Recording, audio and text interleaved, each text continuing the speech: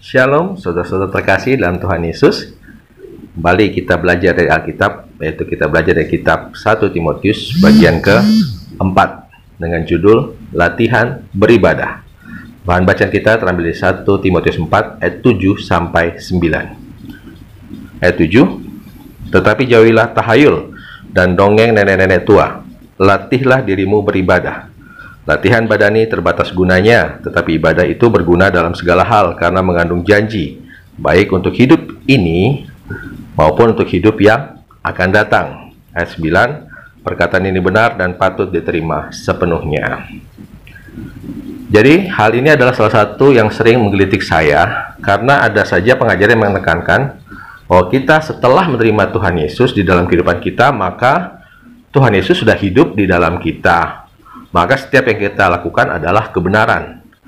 Jadi bagian kita hanya buka hati buat Tuhan, dan setelah itu 100% Tuhan yang atur hidup kita yang berkenan kepadanya. Bagi mereka yang menganut ajaran tersebut, saya sangat yakin bahwa kita setelah diselamatkan Tuhan, maka kita pasti sanggup melakukan kehendak Tuhan dengan sempurna. Wow, kalau begitu sangat enak bagi kita umat Tuhan, karena kita otomatis punya kuasa untuk tunduk dan taat pada pimpinan Tuhan. Kalau bagi saya pribadi, saya sangat tidak setuju dengan pengajaran semacam itu, karena beberapa hal. Di antaranya, satu, kita masih hidup di dunia dan masih di dalam daging. Jadi masih ada keinginan daging kita sekalipun kita sudah terima Tuhan Yesus sebagai juru selamat kita. Kemudian yang kedua, Tuhan selalu menghormati kehendak bebas manusia, karena setiap pilihan manusia pasti ada konsekuensinya. Jadi Tuhan tidak pernah membuat manusia menjadi sebagai robot.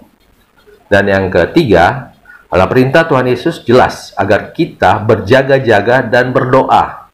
Artinya adalah suatu aktivitas yang berulang-ulang kita lakukan agar kita semakin mengerti kehendak Tuhan dalam kehidupan kita. Jadi di sini Rasul Paulus juga menekankan pentingnya kita melatih ibadah kita, karena mengandung janji untuk hidup saat ini. Harus digarisbawahi ya.